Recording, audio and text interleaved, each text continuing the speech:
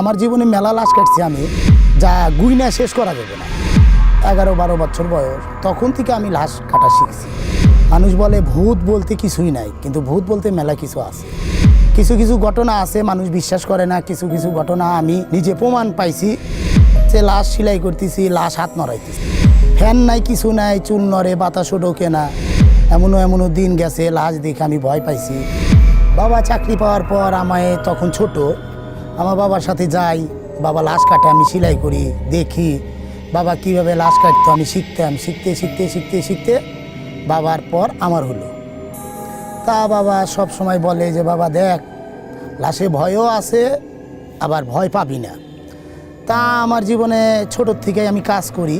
আমার জীবনে আমি অনেকগুলো লাশ কাটছি। আমার জীবনে অলৌকিক ঘটনা মেলা হয়, কিন্তু সব ঘটনাই সবাই বিশ্বাস করে না। যে দেখে সেই বিশ্বাস করে। এমনও দিন গেছে উপরে লাশ নিচে নেমে আছে, উপরে লাশ রাখছি নিচে নেমে আছে। এমনও দিন গেছে লাশ সেলাই করতেছি, লাশ হাত নড়াইতেছে। এমনও দিন গেছে কারেন্ট চলে গেছে, ফ্যান চলতেছে।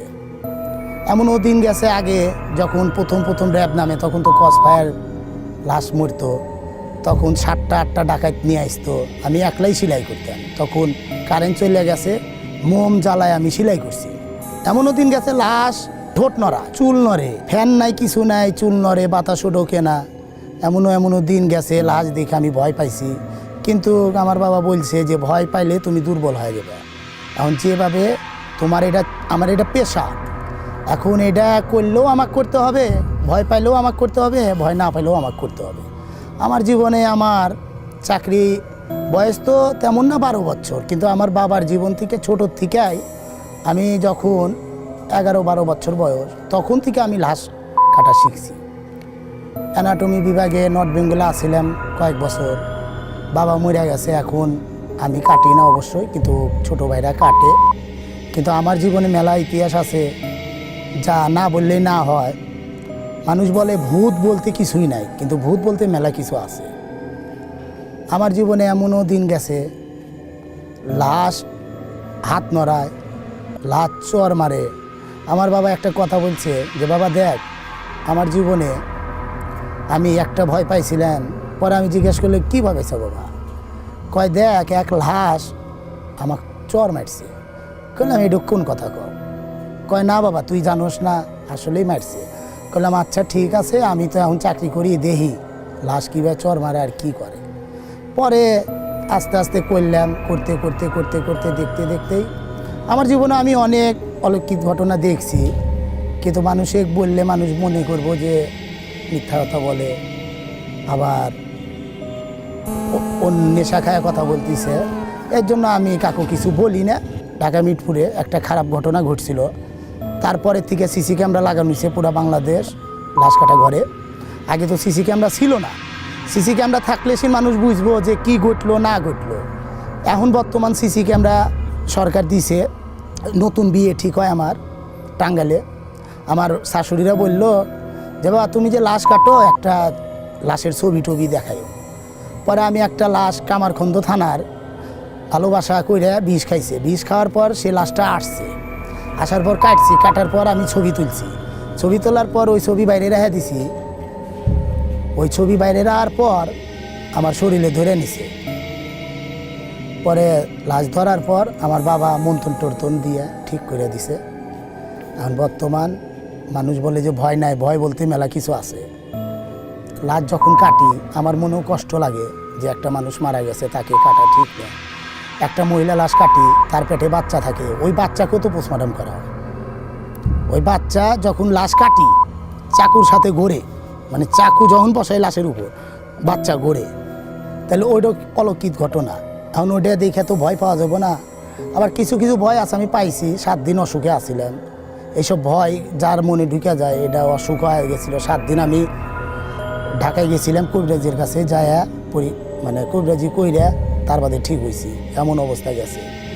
আবার যখন অ্যাক্সিডেন্ট হয়, এই অ্যাক্সিডেন্ট লাশগুলা কোল আরও টুকরা হয়ে যায়। জিআরপি থানার লাশ, হাইওয়ে থানার লাশ, এগুলা অনেক টুকরা হয়। এই টুকরাগুলা জোড়া লাগান খুব কষ্ট, এইসব ভয় পাওয়া লাগে।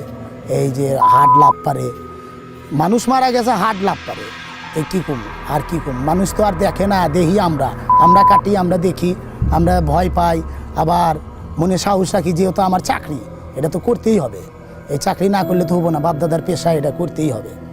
মানে আমার জীবনে মেলা লাশ কাটছি আমি, যা গুইনা শেষ করা যাবো না, যদি লেখা রাখতাম তাহলে বলতে পারতাম। এটা লাশ কাটা ডাক্তার অর্ডার দেয়, আমরা ডাক্তারের অর্ডার পালন করি। প্রথমে মাথা কাটা হয়, তার বাদে বুক ফাড়া হয়, তার বাদে স্টারনাম ফাড়া হয়, তার বাদে হার্ট, লাংস, লিভার, স্টোমাক এইগুলা দেখা হয়। মাথায় ফ্রন্টাল, প্রাইটাল, প্যারাটাল এইসব হাড্ডি থাকে, ওর ভিতর কেউ যদি আঘাত করে থাকে ওই হাড্ডির উপর দাগ বসবো, আমরা ডাক্তারকে বলবো, ওইভাবে ডাক্তার রিপোর্ট দিবে। আমরা কাটি ডাক্তারের অর্ডারে, ডাক্তার যেটা বলে সেটাই করি। আর ধর্ষণ কেস হইলে তার সোয়াব নেওয়া হয়, সোয়াব নিয়ে ডিএনএ টেস্টের জন্য পাঠানো হয়। আর যেটা ডাক্তার বোঝে না, আমরা বুঝি না, ওটা ডাক্তার হার্ট, কিডনি, স্টোমাক আর লিভার কেটে আমরা ঢাকা মহাকালী অফিসে পাঠানো হয়। আমি যে ছোটোর থেকে লাশ কাটি, আমার খুব খারাপ ঠেকে।